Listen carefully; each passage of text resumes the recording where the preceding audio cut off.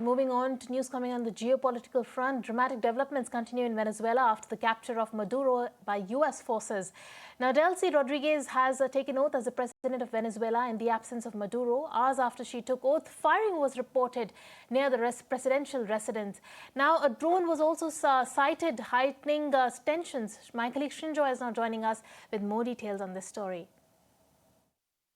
Nicolás Maduro, the Venezuelan president, will be in New York in custody till the 17th of March. That's when his hearing is.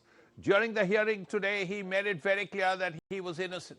He was, of course, accused of drug trafficking, of narco-terrorism, and other things. But he says he's innocent. That's the first thing. Secondly, let's not forget the UN Security Council meeting happened. The UN does not have the teeth it once did.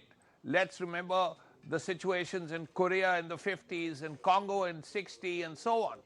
But at this point, even though China and Russia have been very critical of America, you don't expect the UN to do very much more.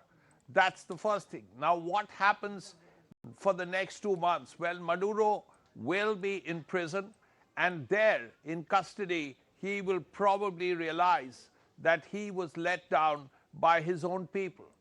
As the Americans have said, they knew what he was eating, they knew what he was wearing, they knew what he was doing, where he was staying. So if that is so, then very clearly they had people on the inside, and they had people very close to Maduro, which is why they got in as easily and got out as easily. Of course, that is something nothing more can be done about that. But what happens to Venezuela now? Well, the Vice President Rodríguez, is the interim president. The thing to see now is what she will do. Will she do what President Trump tells her to do, or will she do what she thinks is right? Now, that's the question, and that answer will come very shortly.